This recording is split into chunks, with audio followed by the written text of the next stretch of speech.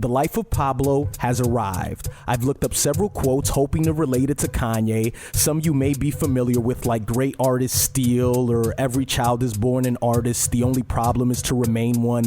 I know it's pointless to encapsulate the many faces of Ye within a quote, but pointless is what I do.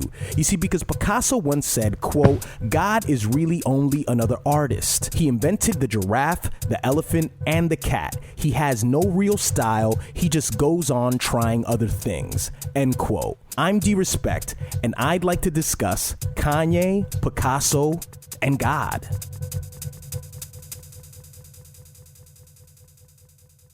Everything Kanye does, every song, every rant, every tweet exists on two waves of consciousness. Kanye's head, and then there's us. I don't think this is any different than any other historical figure who was respected for their work like Pablo, only nowadays your self-awareness gland is heightened and Kanye is simply an eyeball trying to look at itself. And he proves it yet again with self-references like on the track Feedback where Ye says, quote, name one genius that ain't crazy, end quote. Picasso's words explain Kanye in a nutshell. We define him as a musician who moonlights as a fashion designer, but he sees himself more as a blank page. And although beats were the first creation that we witness, because that's how most people know him, this doesn't mean anything to Ye. The music, clothing, and the sneakers exist in no particular order to Kanye. The self-proclaimed title of a god is most likely this free-flowing idea that's in his head, but by the time a rant reaches our ears,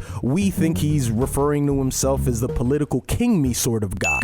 I just told you who I thought I was, a god. But here's the problem, branding. If Eminem decided to compete in the Tour de France, holy shit, right? It's Eminem. What would a cycling enthusiast think about that? Or an actual cyclist? He would be laughed at because he simply hasn't put in the hours and the attention it takes to compete at a world-class level. You've worked this hard to establish yourself to become Kanye, rapper slash producer, not fashion designer, not sneaker tycoon, and recently video game guy. Indeed, every artist is free to create what they want, but they aren't owed the adulation they originally received for their most notable pursuit, rapping and producing. This is probably the main reason musicians create alter egos, because they recognize that they are the artistic victims of their own success. I can appreciate an album named after an influential artist, but I can only hope that 20 years from now, rappers will be just as willing to name their albums after founding fathers like The Life of Herc or The Life of Bambaataa. And that might sound corny, but if we're willing to become the namesakes of movie gangsters, dictators, and foreigners who can't even speak English,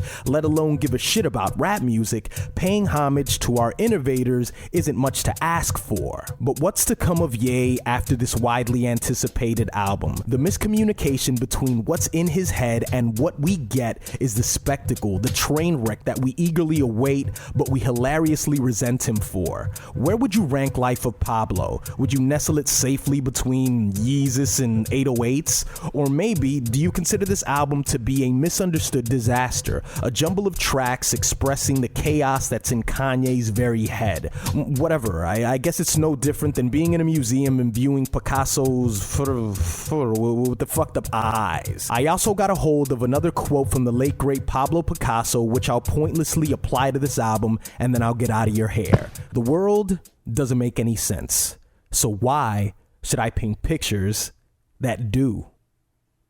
I don't know. What do you think?